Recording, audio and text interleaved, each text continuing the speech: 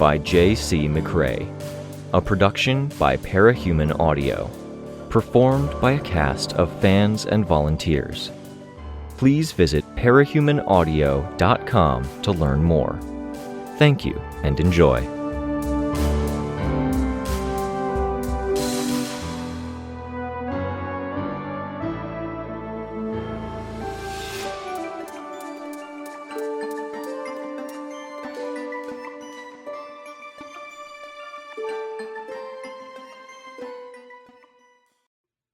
Last, 20.e6.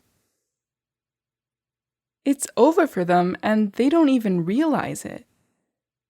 The man stood in the center of the crosswalk, arms limp at his sides, his mouth yawning open. He gurgled. Beside him, a woman with gray hair was hunched over, hands to her mouth. The collected members of Erring Right formed a series of loose perimeters, standing amid and in front of vehicles that had all come to a stop. Even now, after the Dreaming Death, Gold Morning, and everything in between, these particular heroes were far from being veterans.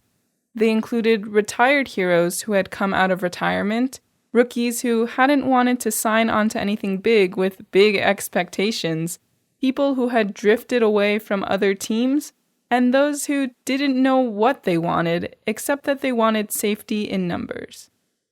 They were large in number, generally speaking. They were dwarfed by Advanced Guard and Foresight, but those teams had organization. Erring Right was something that had formed organically, filled with opposing interests, and, like most large teams, would inevitably fall to pieces. The members would form splinters and then head off in their own directions. That was always going to be the case. This team that Aunt Carol and Uncle Mark had joined to keep brushed up on their skills was never supposed to be something bigger. Even now, there were those who wanted to run or play it safe, those who wanted to make a move sooner than later. Some, Carol, insisted on the most measured approach. Others wanted to do the opposite of measured, because years in the field had taught them to operate on instinct. Capes shifted restlessly, allies looking to allies. Rookies looked to the mentors they had found in the group. Crystal glanced at the other perimeters, other lines of Erring Right's capes at other areas nearby. She then set her gaze forward. Those situations were for them to handle. This pair was for her squad here. Privately, she wouldn't have minded the shoot him now approach, but it wouldn't help anything if she said so out loud. The man smiled, ear to ear, his eyes wide enough to reveal the whites. A gray stain began to spread across the front of his pants, then the back. What began as a leak became a pumping, a stone-gray liquid with the consistency of oatmeal flowing out of his pants leg to pile up around his shoe. Bucketfuls of the stuff filled the one pants leg and then began to flow out of the other. The smile didn't leave his face as fluid bubbled out of his mouth, then ears. His skin distended as the stuff piled up beneath it, his smile remaining so tight that it threatened to tear at his flesh. Skin stretched so tight it was translucent, he began sweating, and the strained-out version of the stuff had an oily sheen. "Can I just shoot him?" Crystal asked. "No," Carol answered, her phone held to her ear. "In the leg, even?" "No, now please, wait. I'm on the phone." Crystal fell silent, watching as the threat mounted and bureaucrats argued over responsibility and risks. The old woman's back was collecting most of the extra matter and tearing her dress as she did so. She sat in an expanding pool of the gray oatmeal, and a stop-start stream of the chunky matter was being deposited in her lap, her head bowed forward, her body rocking. Crystal could see past the dry gray hair and see the rictus grin. Both had already deposited fluids equal or greater to their own body mass around them. Some of the capes on the ground had to shift position as vehicles maneuvered to reverse direction, heading away from the scene. Most were trucks loaded with stuff. Some couldn't retreat at all because there were other battle lines that had formed behind them. 7 people in total were leaking these gray fluids. there was one intersection with 3, and the core of the airing right were preparing to deal with them. 2 here, then 1 at a number of other junctures. "No," Carol said, and it was clear her patience was exhausted. "I don't want to talk to another assistant. I don't care if you're Cape liaison. If you can't make a firm decision, I want to talk to someone who can. Now." The settlement here was only partially complete. Salvaged prefab building sections were combined with tent material to form homes, houses, and businesses. When the wind blew, it picked up the petals of the dandelion-like weeds that had been placed everywhere, and it made the looser parts of the tents flap, especially where a given bit of tent material had been intended to cover an entrance or partition an interior section and now hung free.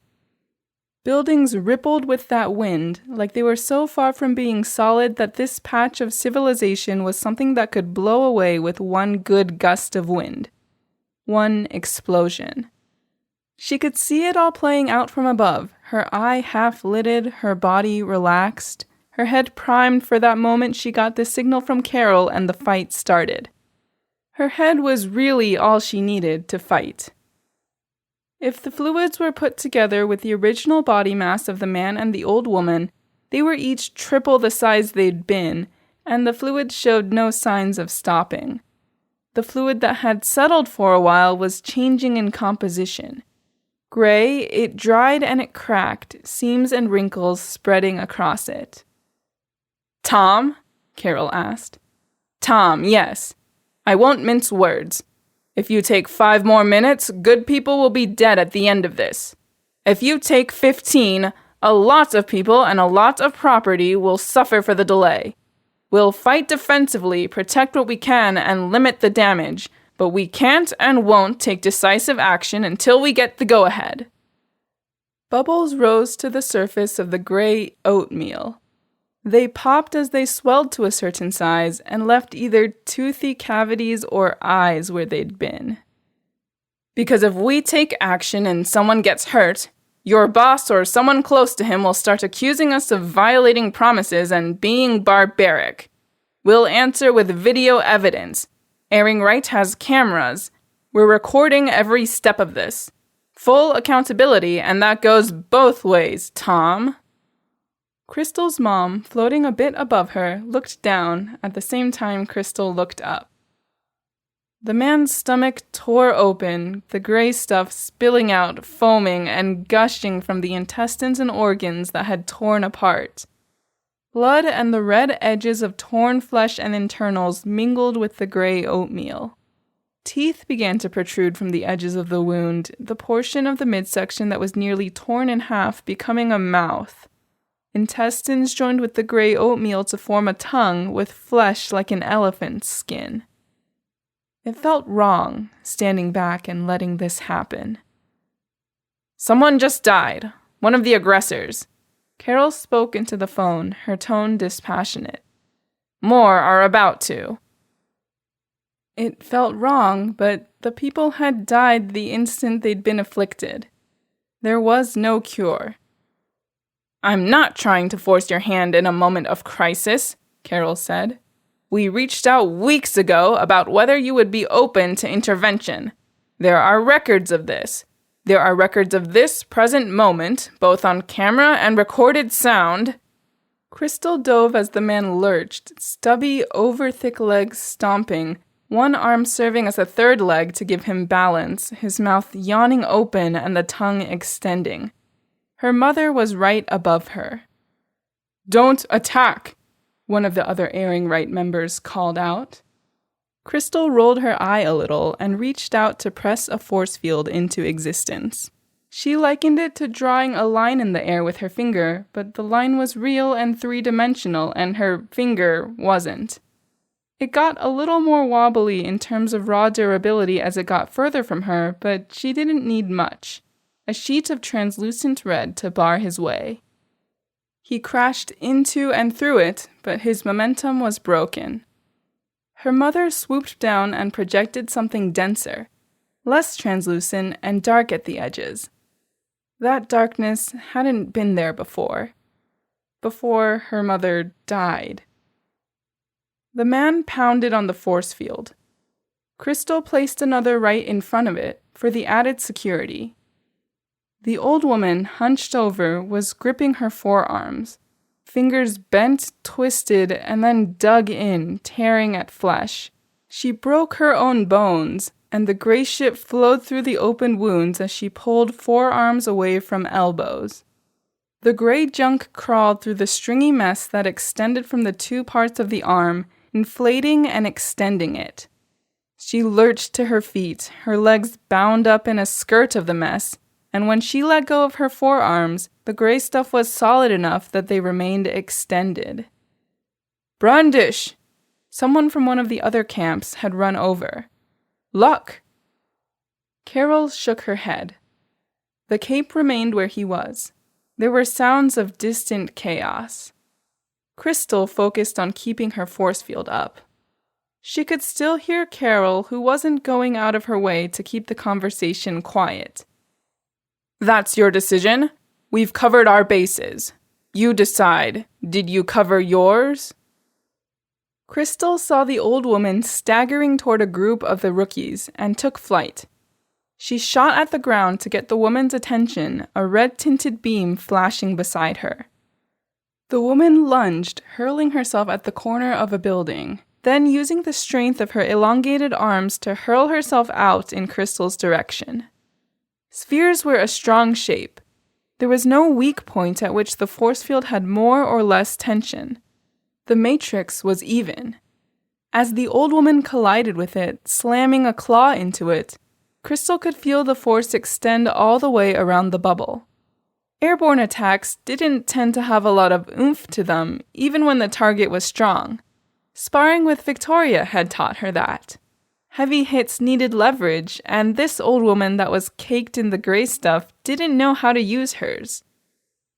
The woman dropped, and the impact of her hitting the ground saw about 3 bathtubs worth of uniformly gray oatmeal pour out of her ass, vagina, ears, nose, and mouth, decorated with rivulets of blood.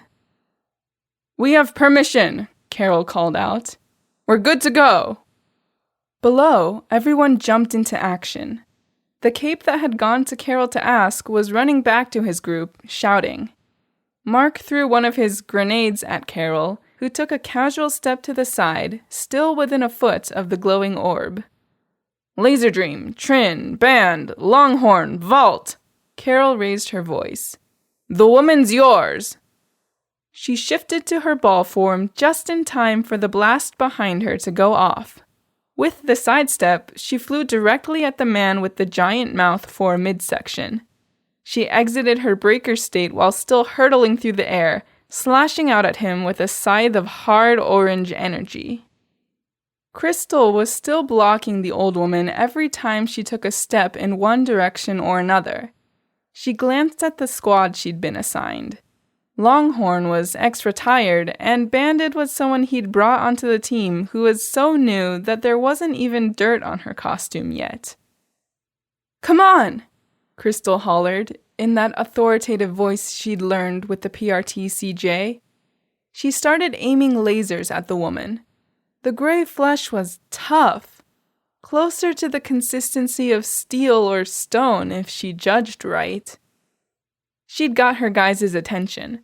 The other 4 collapsed in on the woman. The old woman wasn't mobile unless she used her arms to fling herself. She had virtually no legs. The strength they were displaying with broken or oversized limbs was insane, but that was it.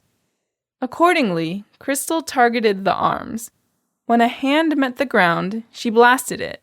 It cost the woman key leverage, her hand blown apart, the arm buckling as she landed on her belly. But the wound shed gray gunk, a blunted blob forming there. Her other hand clawed at the gray gunk, flinging it at Bandit. Crystal blocked it with her force field. The woman kept trying, kept moving, and Longhorn had an old injury that had never healed, that slowed him down. Really, all he could do was keep the old woman from charging at the ongoing fight with Mom, Aunt Carol, and Uncle Mark. "Dart!" Bandit called out. Her teammates scrambled back as she produced a needle from her wrist, plucked it, and threw it. The dart sank into the blob of flesh at the woman's lower half. Veins erupted, crawling out across the woman, and then began to disappear as fast as they were appearing, the gray oatmeal extending out over them. Crystal kept shooting, running interference with her laser, the force field primarily keeping others safe.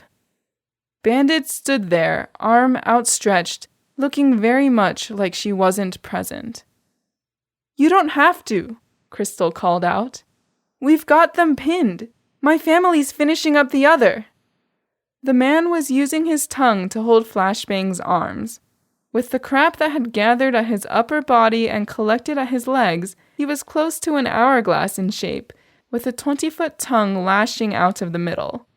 His nether regions and lower face were in tatters, split apart by the flow of the oatmeal, then ripped apart further by what followed after. Flashbang held a grenade that glowed ominously. His eyes locked to Mom, moving his hand, he squeezed fingers alone to pop it up. A force field appeared between the orb and him. The explosion tore apart the tongue and made the man stagger back. Carol cut into him, each strike surgical. There was a drive behind every action, the intensity to which Aunt Carol moved. It made Crystal almost sad to see. "I have to." She looked back at Bandit. Crystal didn't argue. Bandit closed her fist. The veins flashed, and all the flesh within a foot of each vein proceeded to liquefy.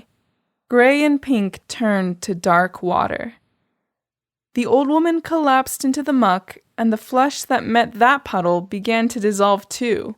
She fought to crawl free of it with overlong arms, moving faster as the burden of her lower body melted away. "Probably bad optics," Crystal observed. There were bystanders watching. She aimed a laser at the woman's head. There was enough crap piled up around it that it didn't feel effective, but the woman wasn't dripping gray oatmeal anymore. She drew closer because each force field she placed down felt like it was heavier and harder to get started, and her laser wasn't cutting effectively at this range. By getting closer, she could keep the woman from scrabbling over to Bandit, who was easily spooked, or Vault, who hadn't contributed much at all. A muffled bang marked the execution of the man with the tongue. Crystal looked back and saw her family already making their way to the man. Carol, laser axe in hand, swung it underhand, cleaving directly through the man to more effect than Crystal had managed. Mark followed up by throwing grenades at the old woman, who was leaking fluids from her face and upper body, which were really all that were left of her, and those two parts of her had just been bisected. Crystal knew how this went. Her force field was a dome, and it was joined soon after by her mother's, to keep the detonation contained. Some damage to the road, but it was only dirt. The old woman was gone now, reduced to charred gray flesh that no longer leaked anything. Carol pointed with her weapon. She hadn't even broken stride from the moment where they'd finished off the man with the tongue. The cleaving of the old woman had occurred mid-run, and she kept running toward the other fights. Crystal didn't mind that she hadn't made the big play or provided the big answer. Part of what the PRTCJ had drilled into her was that glory and heroism weren't synonymous. Doing the job with the smallest number of casualties and the best chances was best. If she had to fight the next 100 threats like this, hemming them in and shooting strategically, she would. She wasn't here to stay. This team wasn't holding together, and she didn't imagine she would find her fit here even if it did manage to keep from splintering. She began shooting as their amassed team went after more of the afflicted. Carol, who was so insistent on doing things by the books, stuck to a play Crystal had seen on her first night in costume, a sprint that threatened to spend all her energy, moving not in a straight line but a gentle bow-shaped curve. There was a familiarity there, with an emphasis on the familia. Crystal, Mark, and Crystal's mom all knew that Aunt Carol would do that. If an enemy ever studied their playbook, they'd learn to anticipate it, but New Wave had always hit hard enough that there weren't many enemies they had to fight more than the once. When and if they did fight such an enemy, they changed it up. Carol sought her glory in this moment. She sought the easy coordination with Mark, the backup that Mom provided up in the air, the firepower and extra force fields from Crystal herself. In this moment, Aunt Carol seemed unambiguously happy, unambiguously herself. At the same time, Mark measured out his blasts, thinking about things every step of the way. While his wife lunged in, he sought defense, kept an eye on escape routes. Crystal's mom, at the same time, was enigmatic, her expression unreadable, even as the way she fought was so normal. Flummox was injured, and Aunt Carol was stepping up the leadership duties for Airing Right in his place. It was obvious to all that Aunt Carol was looking to take over. The other leadership contenders weren't equipped to challenge her for the title. Crystal had little doubt that her Aunt Carol would accept the splintering of the group as she assumed control, or that she had a plan and an approach in mind for how to handle each person that stayed, and she would already know who would stay and who would leave. With her family at her back, Aunt Carol sought to transform this ragtag team into something with more impact. She knew Crystal was thinking of leaving, had asked for a bit more time, which was more evidence that she had this all planned out. Except she didn't have her family at her back. Crystal would stay long enough for Aunt Carol to get established as the presumptive leader. Aunt Carol could get settled from there. But my mom? Crystal watched her mother fight, timing her lasers around Crystal's own barrage to fill in gaps or be more surgical. Crystal met her mother's eyes and saw the purple irises, the black whites. Uncle Mark? Uncle Mark hurled his grenades. He'd fought for over a decade alongside Aunt Carol. They knew one another's tempo. Aunt Carol knew when a glowing orb was coming her way, and Uncle Mark knew when she'd be leaving an area, when that towering blob of two fused-together civilians would be turning away. He was already throwing, the blast knocking the towering thing over. He found comfort in the teamwork, but there was no joy in it. Not that joy was exactly right when innocents were hurting and dying, but there should have been some satisfaction. His explosion should have grabbed at Crystal's focus, distracted, but they were background noise now. "The situation's handled," Carol called out. "This is a distraction and shall be making a move elsewhere. I want banded with me, Flashbang, Crystal, Lady Photon, Spindle. We're going after Bitter Pill." Crystal and her mom descended. They landed by Uncle Mark. "No luck?" Uncle Mark asked, quiet. Crystal shook her head. "I don't think she left. Nobody on the road." He leaned in to whisper something to Aunt Carol, who nodded. The assembly of Airing Right was standing outside the lab. Police ventured inside. They'd got the briefing when the 5 people yesterday had got sick and mutated. Today it had been 7. The screens in Bitter Pill's lab revealed that she'd had enough security cameras around the areas to see them coming, searching for her. Margaret Madewell was the leader of this particular settlement. She'd named the area Byers. "Bitter Pill has targeted 12 individuals," Aunt Carol said. 5 yesterday, 7 today. You read our briefing? "I had other priorities," Margaret Madewell said, her arms folded.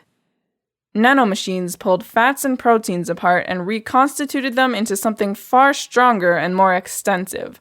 If we aren't invited to see this through and pursue Bitter Pill," Margaret Madewell frowned, "you'll want to pass on what we sent you to whoever does.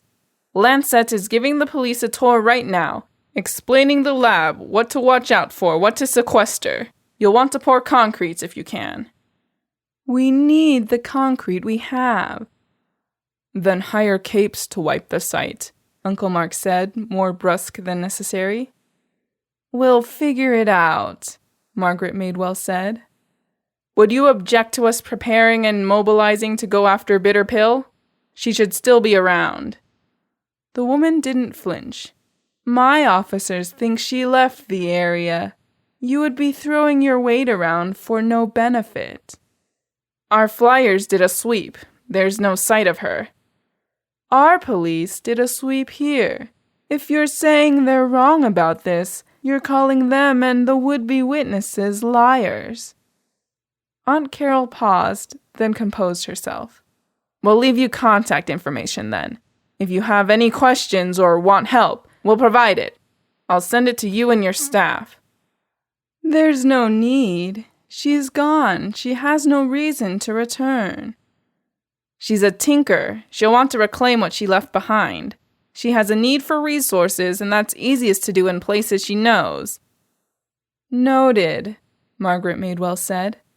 "But I trust my officers who say she left."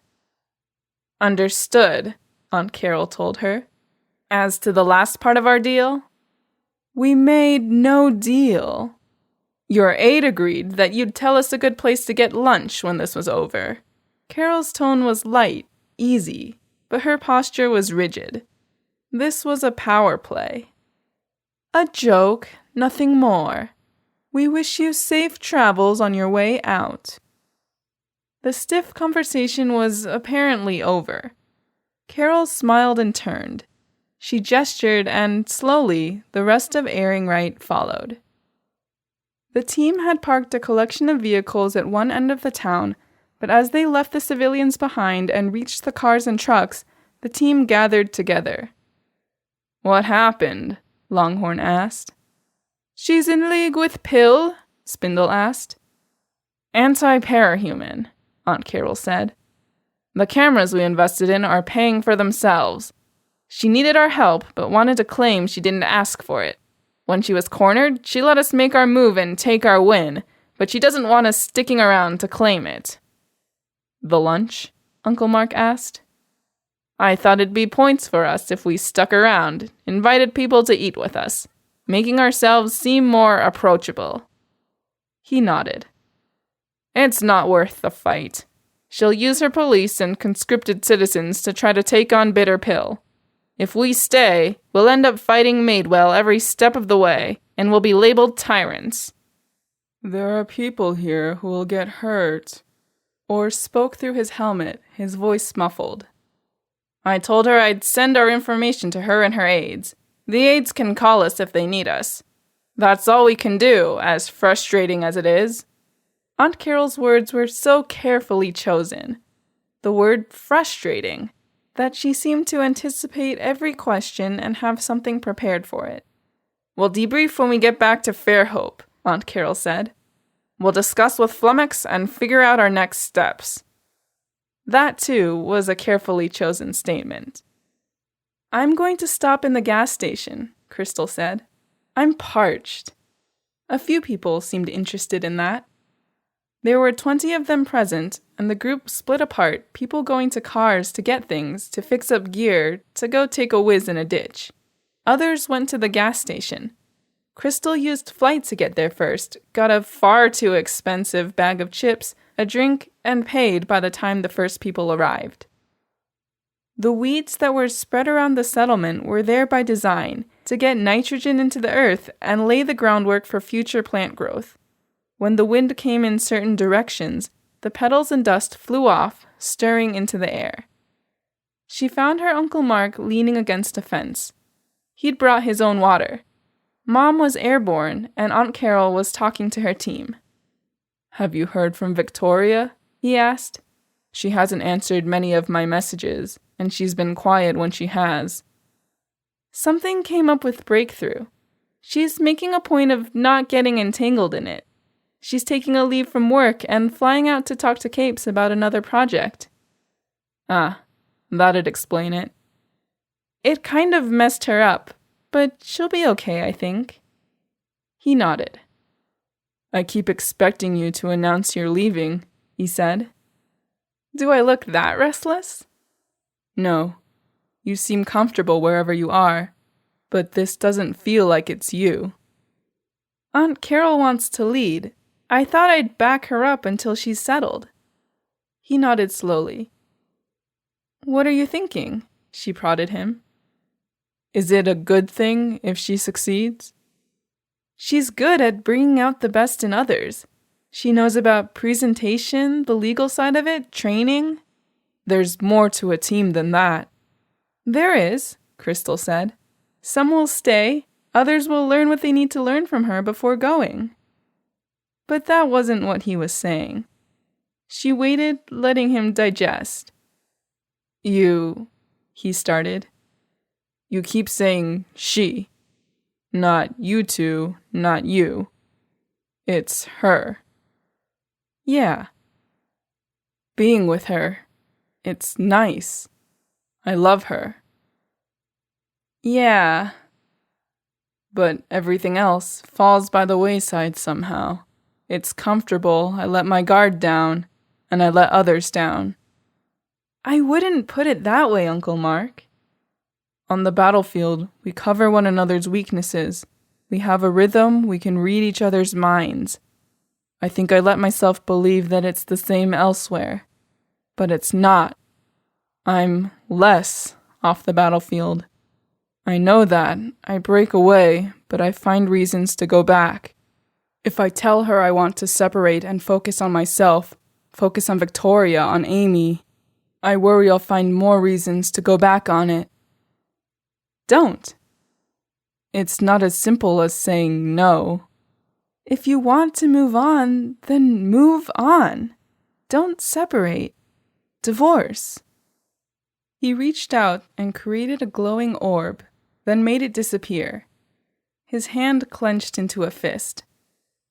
I thought I'd be the one asking you where you're going, he told her. Now I'm the one asking myself. That's not a no to my idea. It's something I've thought about, he said. He made a groan of a sound, then looked at her. Do you know what you're doing? I'm good, Uncle Mark. I'm fine waiting. The world's changing, and I'll figure out where to settle down when it's not changing as fast. That easily, So long as I have Victoria and my mom, she said. She looked up and noted that her mom was gone. That put a bit of a damper on what she was trying to say. I'd worry about Victoria if I were to move on. We'll all worry about Victoria, I think. But I'll look after her. I promise. Crystal watched as her mom made her approach, flying over from the settlement's edge. Keep in touch? She asked. She touched his shoulder as she floated up. I have to figure out what I'm doing, he said. I'd need to feel like there's more of a purpose. She gave his shoulder a pat, then flew to her mom. Aides aren't exactly happy, her mom was saying. Carol smiled. What's this? Crystal asked, flying over and around her mom, her food still in one hand. Catch me up? They want help, Carol said. They're wondering if they want Madewell making these calls. They'll wave me down again when they've decided. We'll hear a verdict in another 15 minutes or so, Crystal's mom said. We should take to the air and keep an eye out then, huh? Crystal asked. Her mom smiled. The two of them took to the air, floating up and above the group. It's changing, Crystal mused. It's subtle, but it's changing. Tell me how, her mom said. The phrasing felt off, awkward. Crystal felt a complicated mess of emotions in her upper chest, like words she couldn't get out or decipher. Her mom, but not her mom. Her family, but splintered. Victoria was elsewhere. She was only here because the PRTCJ had disbanded.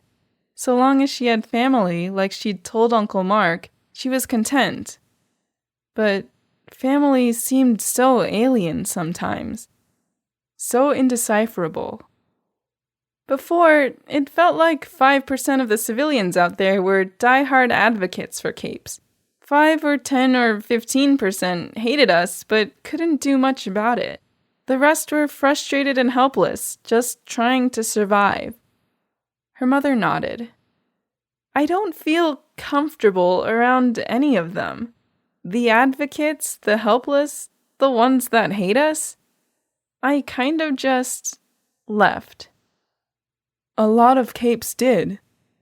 It's different now. We need them and they need us. We've created a kind of interdependence. Victoria played a big role in that. Do you know what your role is? I'm comfortable. I'm happy, but comfortable isn't enough. Crystal looked down at her uncle. So what's your role, Crystal? Her mother asked. Crystal looked at the woman and saw alien eyes touched by powers. Not the eyes that she'd seen when she was a baby. Not the eyes she'd seen when they'd been mourning Eric and Dad. She looked away, regretting that eye contact. Saying you don't know is a valid answer. I'm not a teenager. I don't feel like it is. My role, I don't know. It's not the civilian side of it. I've never been that connected to it. You could try. It's a skill you can learn. I think I'm better off focusing on things like Victoria, you, Uncle Mark, Aunt Carol, old teammates. I liked Solar Stare, Vista. Wherever you want to go, I'd be happy to come with you, if that's okay. Of course it's okay, Crystal said, aghast. Really? The look on her mother's face seemed genuinely pleased, even if she looked away, trying to hide it. Want chips? She asked. Sure. I'm actually very disappointed they didn't tell us where to go for lunch, her mother confessed. And it was a very human admission. When her eyes were alien, the little things so different. It left Crystal feeling vaguely off-kilter, always veering one way or the other. She lasered off the top of the chip bag, catching the strip from the top out of the air. Crystal Eve Pelham, her mother said, in a voice that was perfect down to the note. Open those chips like a human being, thank you. Your hands will atrophy into claws if you keep doing that sort of thing. She blinked, caught off guard. She blinked a few more times, eyes moist. A barrier that she hadn't known was up came down, and those feelings in her upper chest that she couldn't put to words or action settled into a new configuration she could. I'm sorry that... She interrupted her mom by hugging her, tight, the bag of chips crinkling and spilling.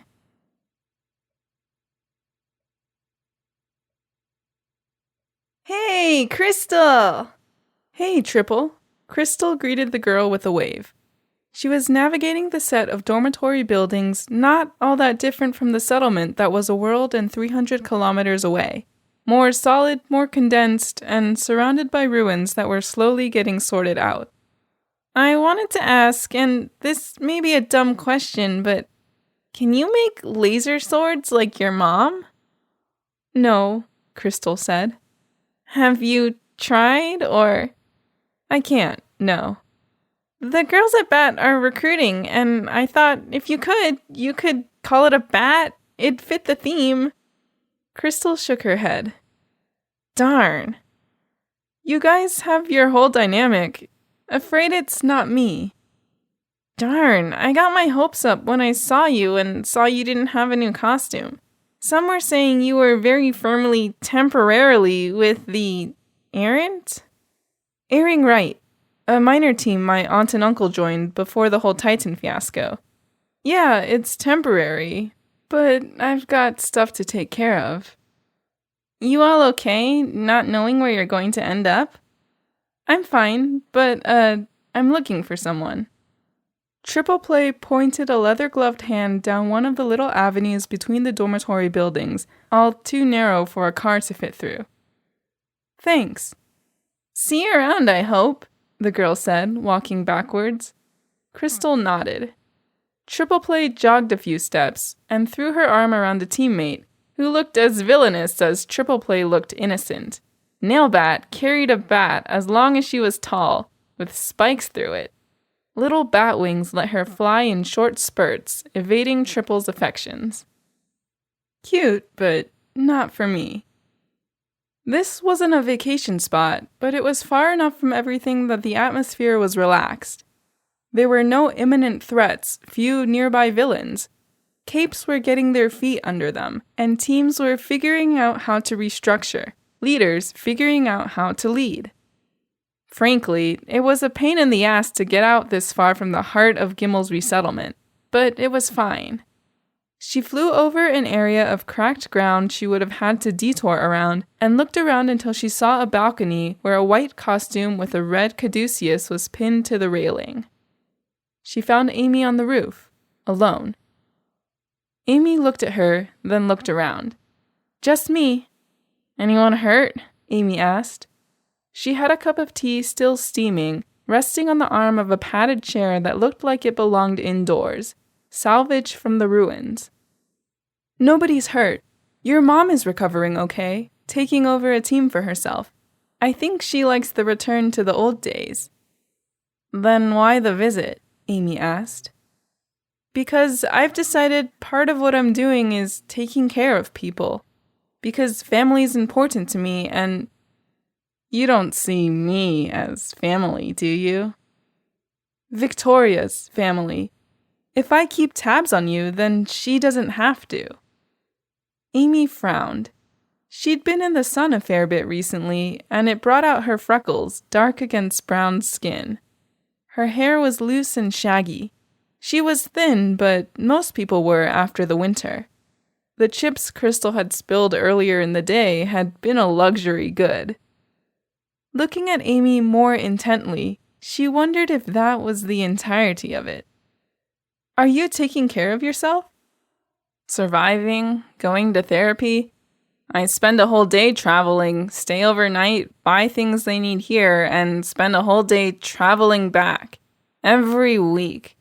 I feel like shit for 3 or 4 days after, get a day off feeling awful, and then repeat the process." "Any friends here?" Crystal asked. "Girlfriends?" "Some people I talk to. Some girls have made overtures. It's not a good idea."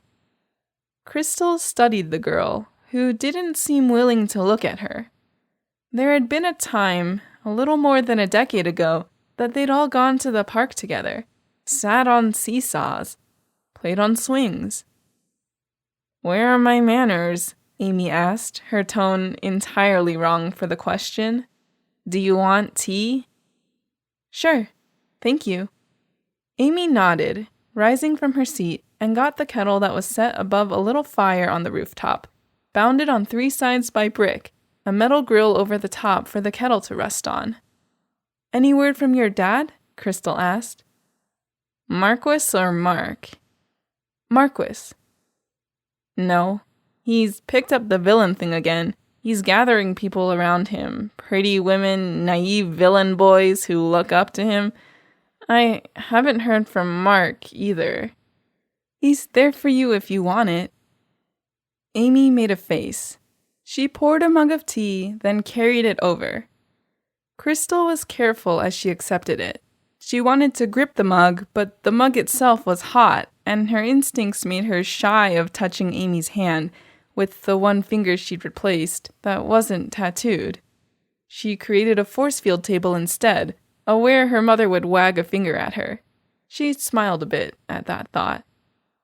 "He's divorcing Carol," she said, looking down into the mug.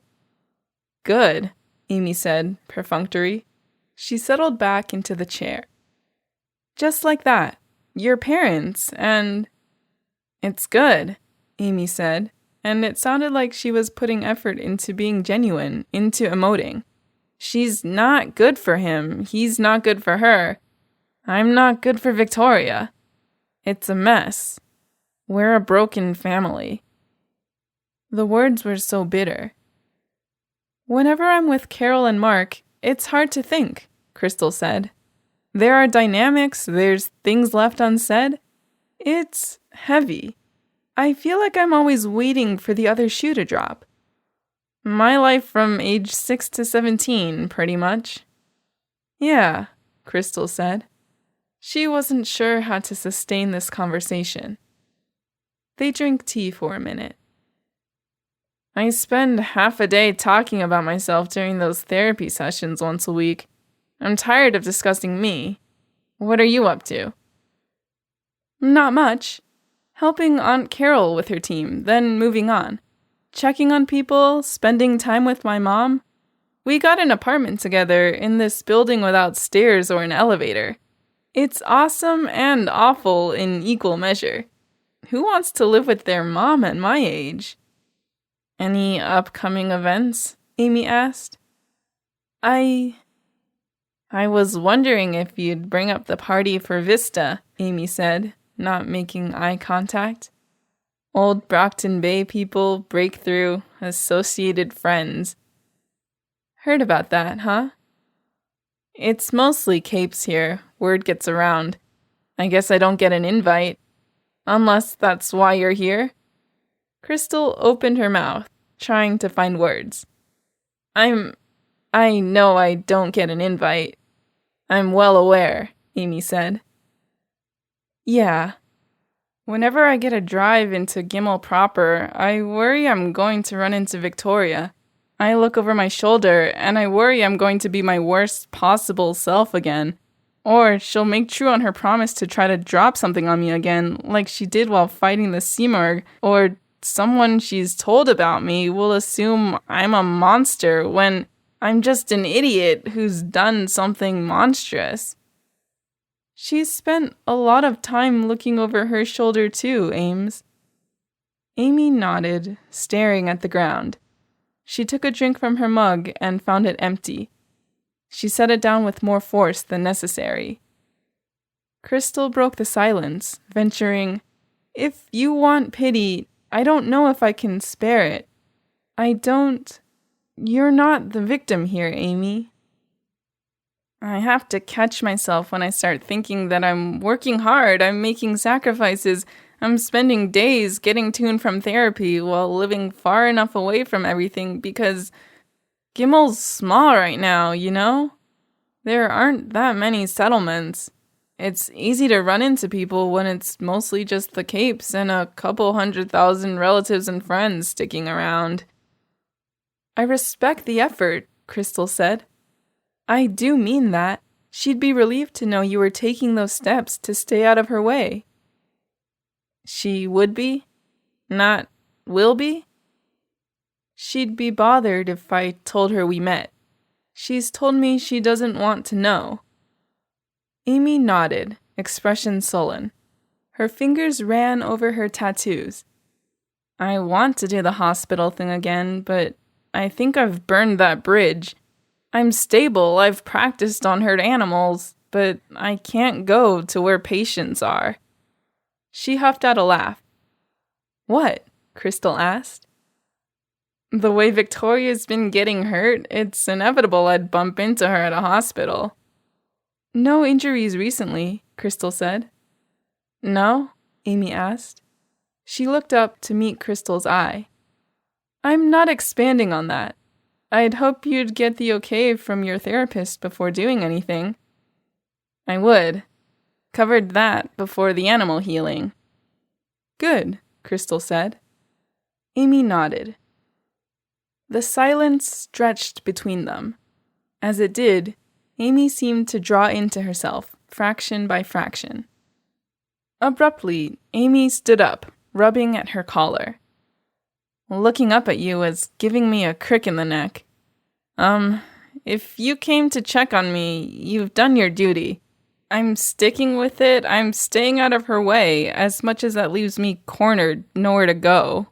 I'm sufficiently miserable, so, people can be happy about that. I don't think anyone wants you to be miserable, Amy. Amy made a face, shrugging, and paced on the rooftop of her apartment. She went to the kettle and filled it.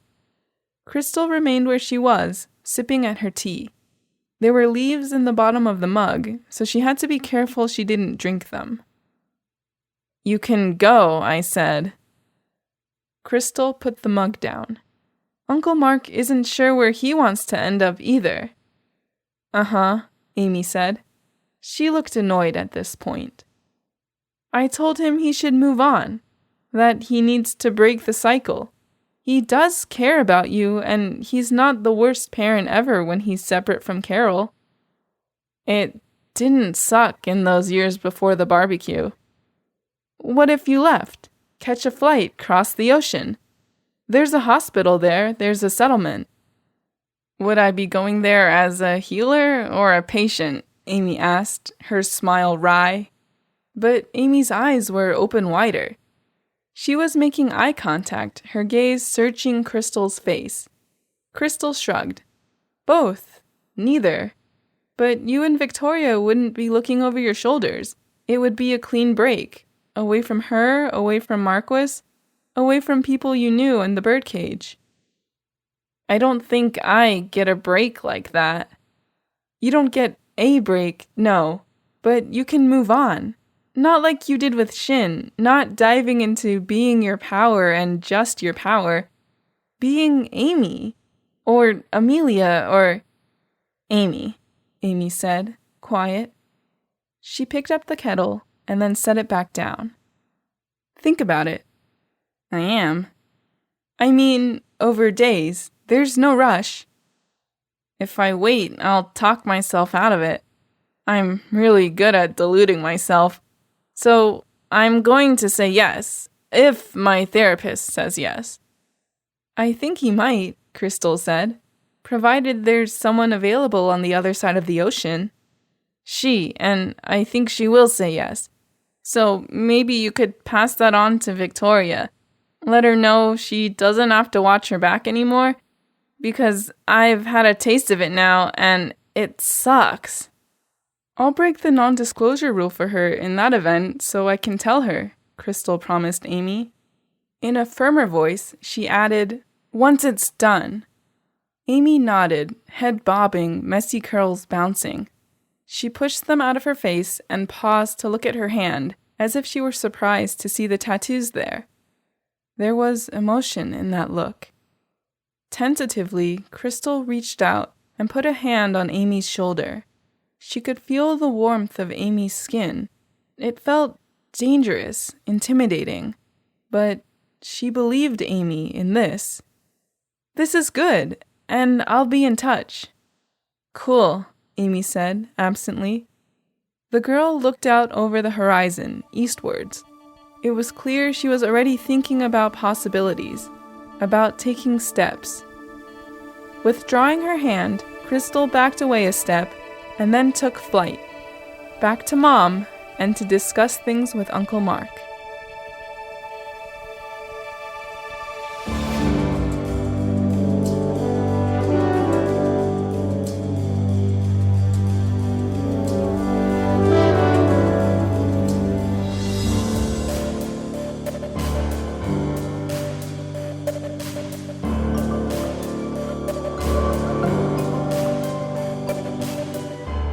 This was a production of Ward by Parahuman Audio. Ward and the Parahuman stories are written and owned by J.C. McCrae. You can find the original text and support the author at parahumans.net. For more of the Ward audiobook, as well as other community works, please visit parahumanaudio.com. Music for this chapter was by Evan Witt. Find out more at wittynotes.com. Narration and editing by L. Find out more at l-arts.tumblr.com. Find more of their work at our website. Thank you for listening.